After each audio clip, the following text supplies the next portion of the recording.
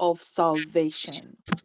Because we talk about salvation all the time here, and we all know because we do listen and read the Bible. So today we're going to talk about the benefits of salvation after we have gotten that salvation. What comes with it? What follows? So, first of all, I'll talk about the meaning of salvation, the definition of salvation, and which I know we have talked about, but we are never tired of talking about this. We're talking about salvation because that's why we are here, right? So, salvation means being delivered, being rescued, or saved from something. Being delivered, rescued, or saved from the penalty of sin. Being delivered, rescued, or saved from eternal death, which is spiritual death. Salvation is only found through Jesus, through faith in Jesus Christ. Jesus Christ is the only one that gives us the gift, the free gift of salvation to those who believe in what Jesus did on the cross, the work of the cross. For those that have believed and confessed are delivered from the consequences of human disobedience or sin.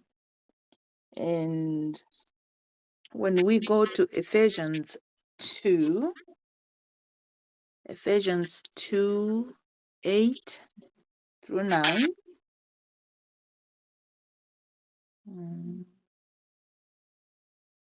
For by grace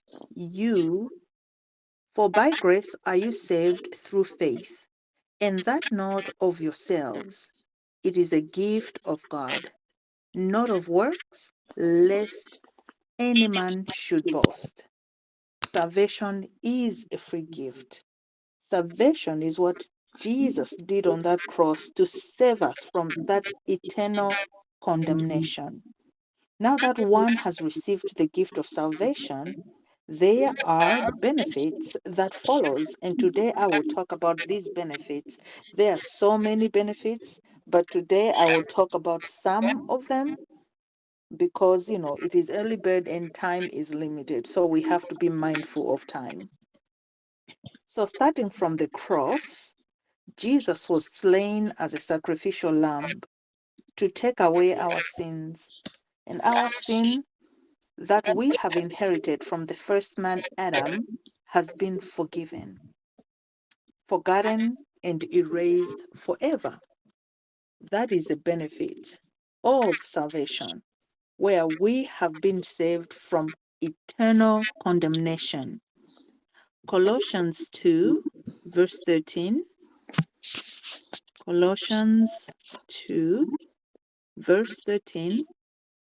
And you, being dead in your sins and the circumcision of your flesh, has he quickened together with him, having forgiven you all trespasses.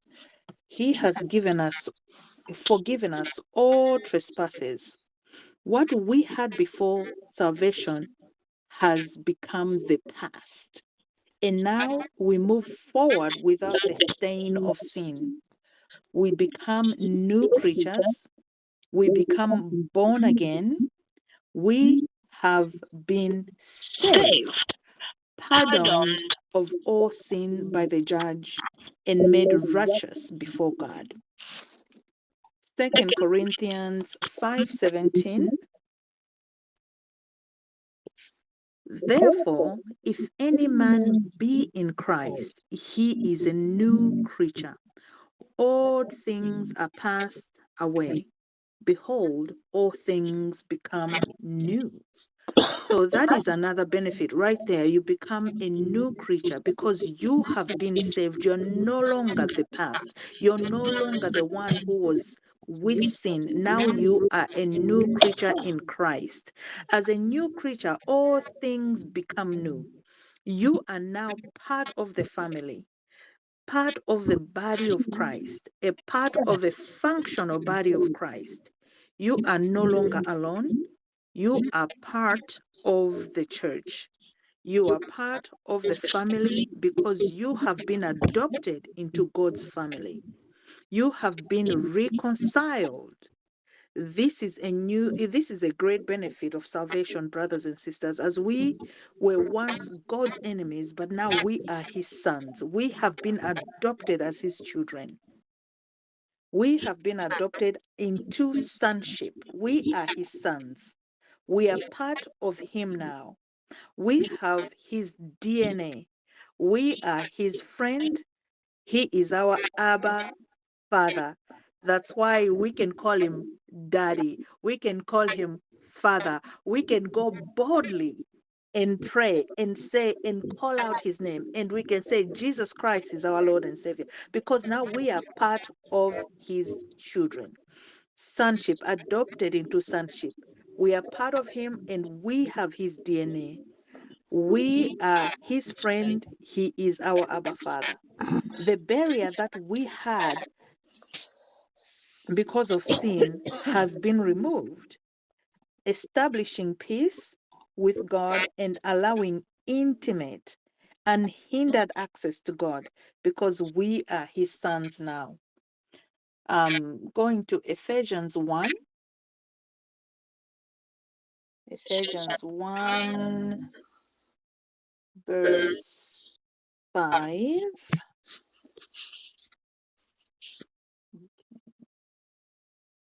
Having predestined us unto the adoption of children by Jesus Christ to himself, according to the good pleasure of his will.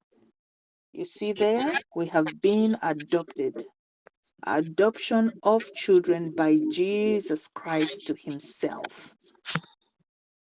Okay, and then I will read Galatians 3, verse 24 to 28. Galatians 3, 24 to 28. Wherefore, the law was our schoolmaster to bring us unto Christ, that we may be justified by faith. But after that faith is come, we are no longer under a schoolmaster, for you are all the children of God by faith in Christ Jesus. For as many of you as have been baptized into Christ have put on Christ.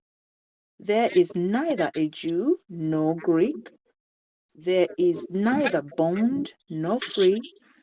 There is neither male nor female, for you are all one in Christ Jesus. Amen. Oh, blessed be the name. Blessed be the name of Jesus. We are all one in Christ Jesus. What a benefit. Hallelujah. Hallelujah. What a benefit. We are one in Christ. We are one in Christ. There is no Jew, there is no Greek, but we are one in Christ because of Jesus Christ. We are blessed, brethren. We are adopted by Jesus Christ according to the good pleasure of his will. His will for all men to be saved, and we are part of that. We are part of the will of God, where we have been saved, we have salvation, and we are gaining the salvation benefits of being part of the family of God. That's why, brothers and sisters, we call each other brethren, because we belong to one family, you know. His will for all men to be saved, and we are part of that, part of his body. We are no longer under the schoolmaster which is the law, but we are all children of God by faith in Jesus Christ. For there is neither a Jew or a Greek. Oh my God, isn't that beautiful?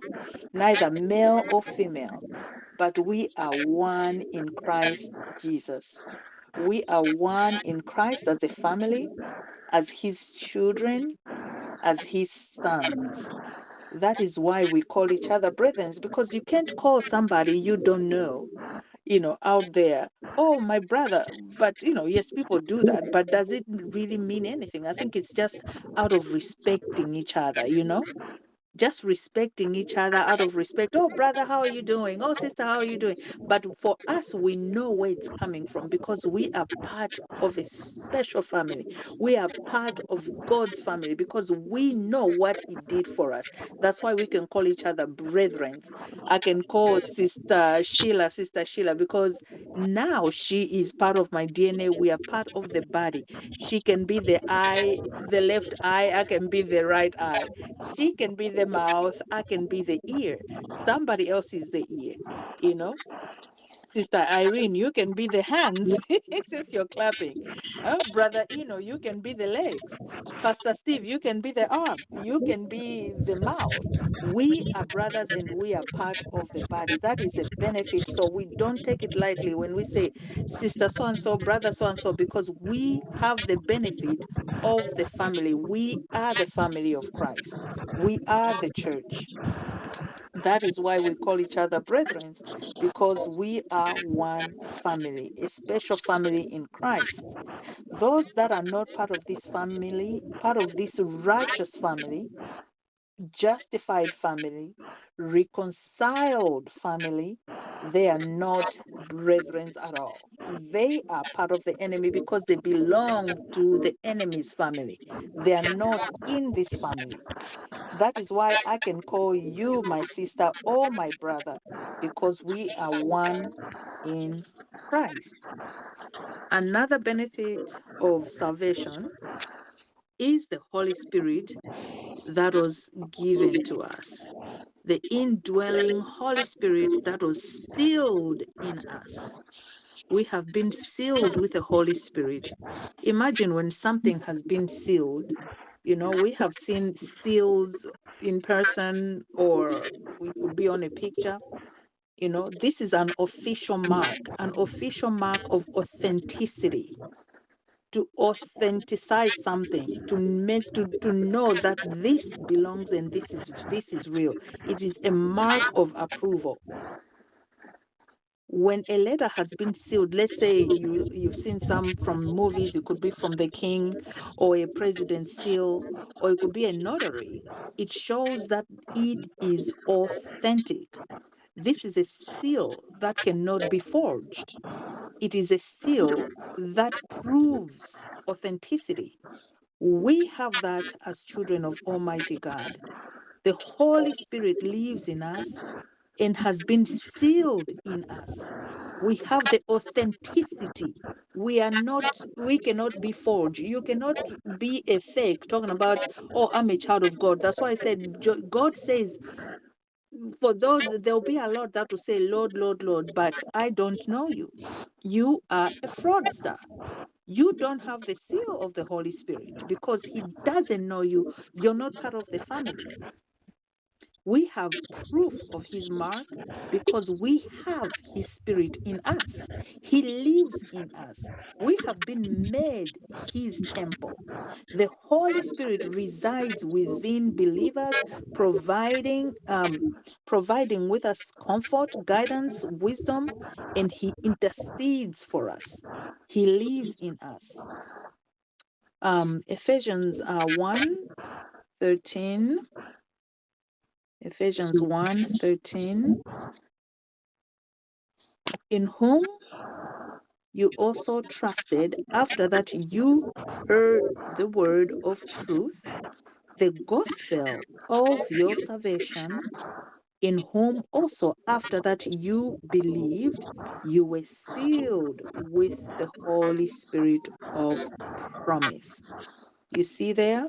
After you heard the word of truth, the gospel of Jesus Christ, which gives you salvation, and you believed in this gospel of Christ and the work of the cross.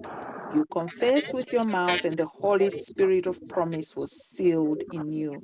I like this because we just heard Pastor Steve talking about this. Was it last week? he just talked about this. You know how the process works, after you hear, you've realized you've been lost.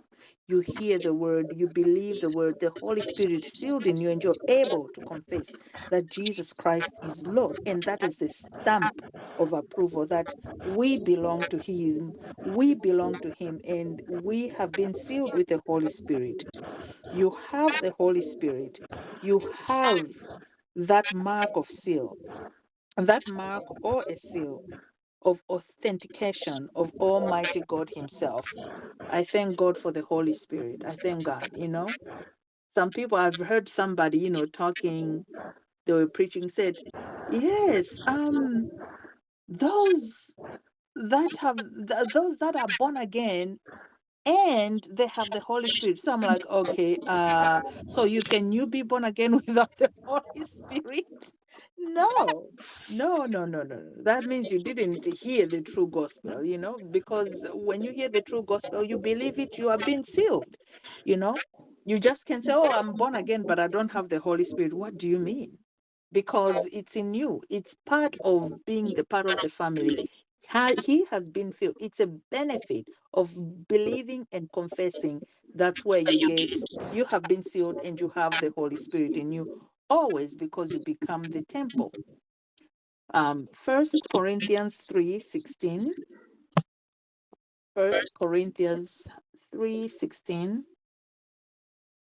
You know, I'm sorry. Know you not that you are the temple of God, and that the Spirit of God dwells in you? You are one with Jesus. When you receive the gospel, when you receive Jesus Christ, no. When you have confessed and believed and you have the faith in Christ, you are one with Christ. The Holy Spirit is sealed in you, and you are the temple of God, and God dwells inside you. You are very special, brothers and sisters. You are very special, so special. The gift of salvation has reconciled you back to Almighty God. We are His sons. We are new creatures. Before salvation, we were empty shells that were dead with sin. But salvation has made us new, gave us a new family as heavenly beings. The Holy Spirit sealed in us and have God in us. Hallelujah. I praise God for that. Glory be to God. Glory be to God. And another gift or benefit of salvation is eternal life.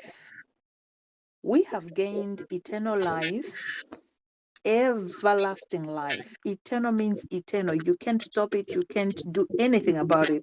It is eternal life. Before it was eternal condemnation, eternal spiritual death.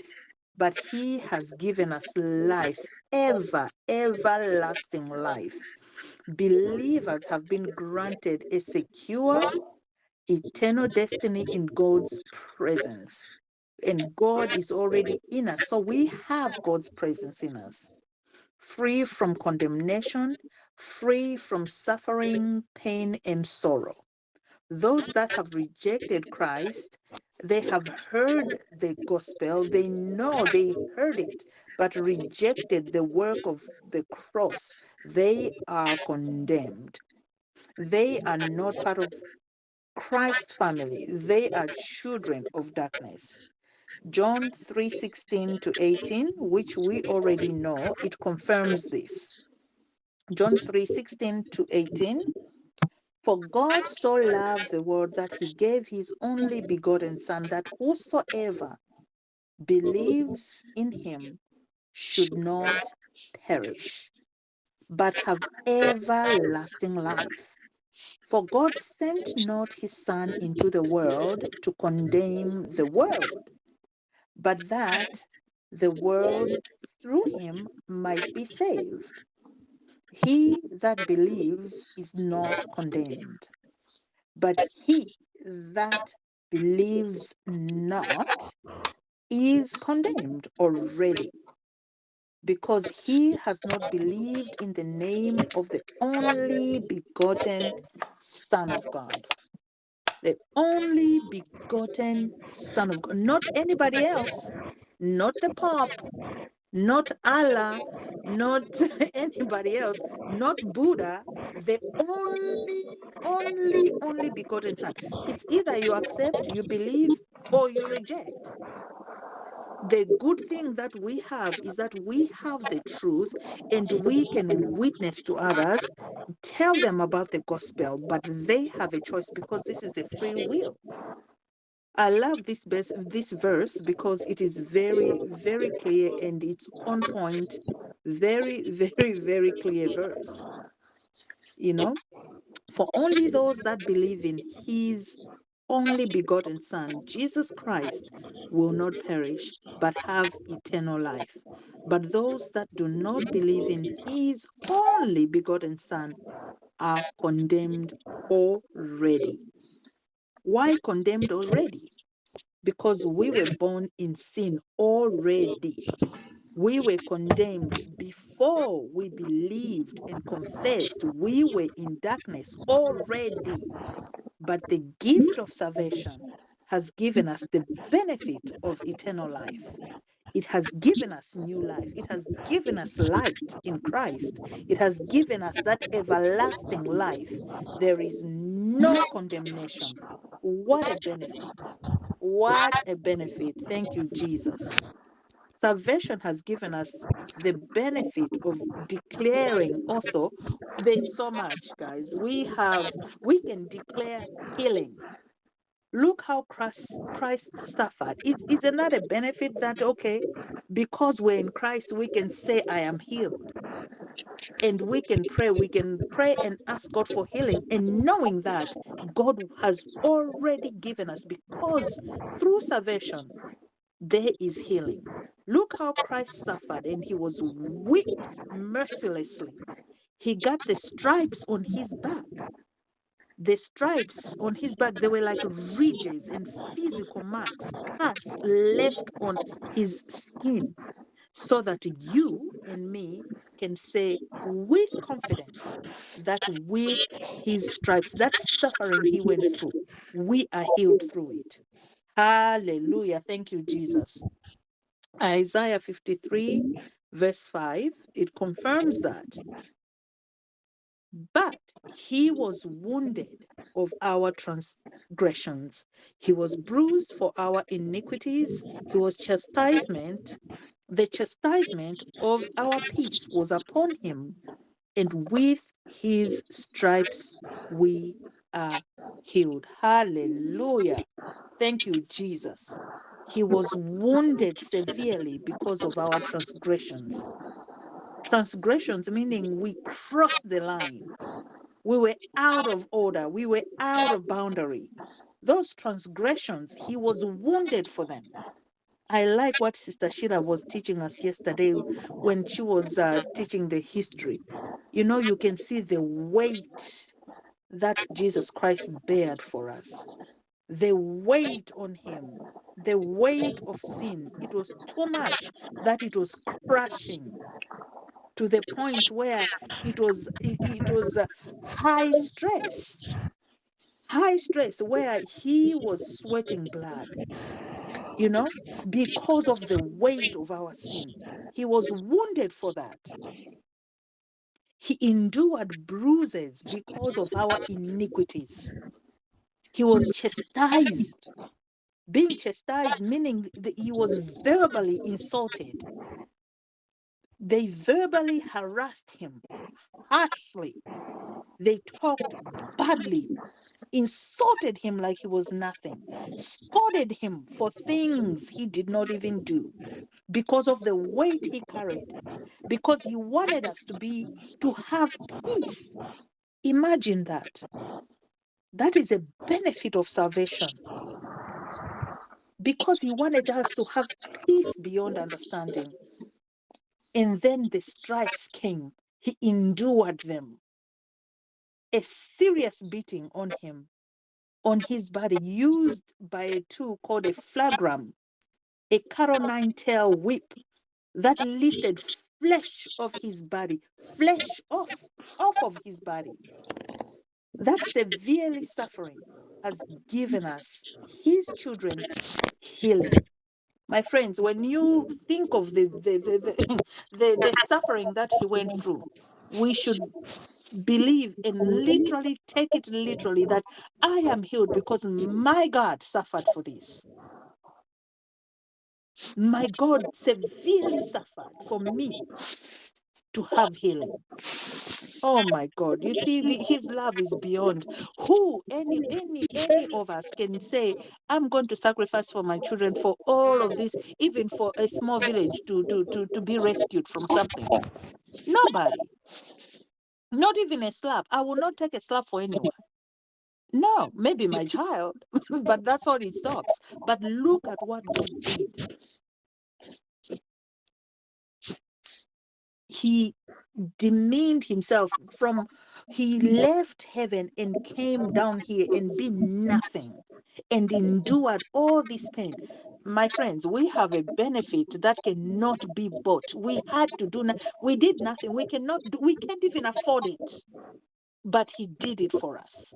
So with his stripes, we are healed. For anyone who is sick today, please declare it and know it that you are healed. Take it all. It is yours.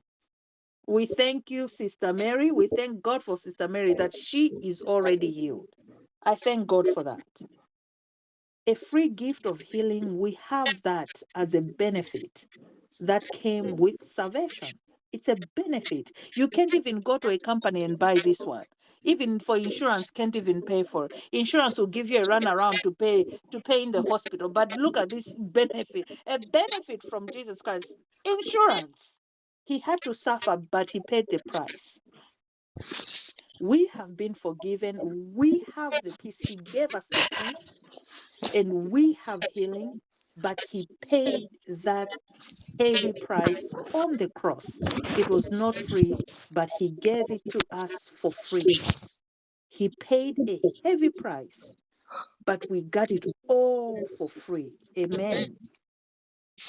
We did not have to do anything. That is the best gift ever. We didn't have to do anything. We didn't have to work for it. All we had to do is to hear, believe, and confess. So healing is all ours because he endured the stripes already for us. You know? And in salvation, we have freedom from fear and wrath. We have the benefit, a benefit to say that you should not fear.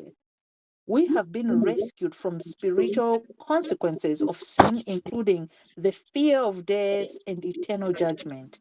This life gives us different challenges as well, and this can bring about fears, worry, and anxieties.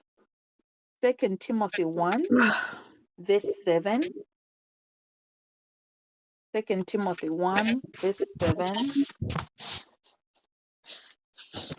For God has not given us the spirit of fear, but of power and of love and of sound mind. God has not given us a spirit of fear at all. Remember that there is no fear in Jesus Christ. He has given us a spirit of power, a spirit of love, and of sound mind. The Holy Spirit is sealed in us, brethren. God is in us. He gives us the authority over fear.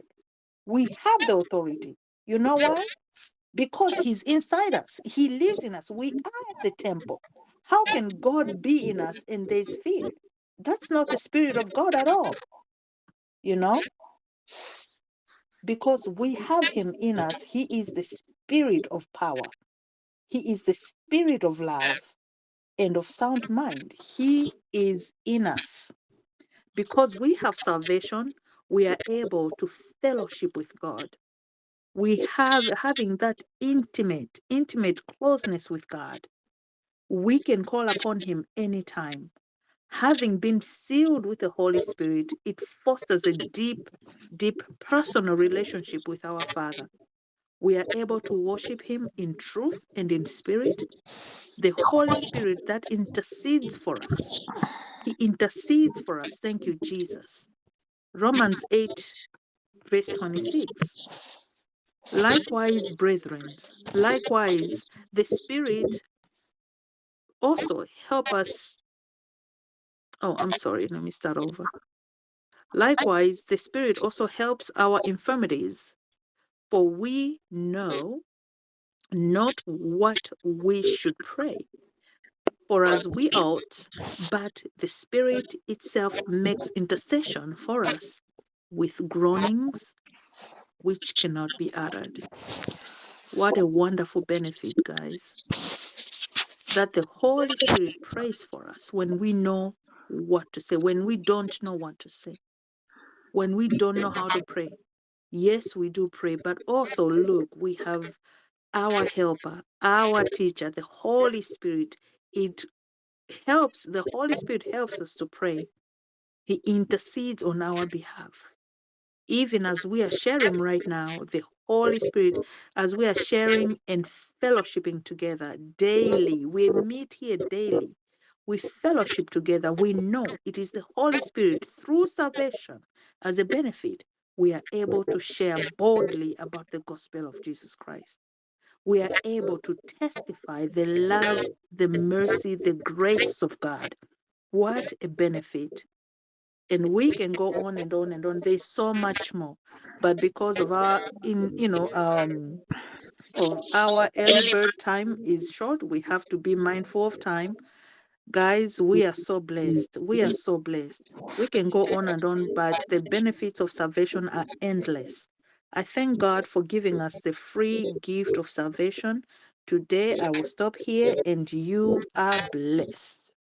Amen.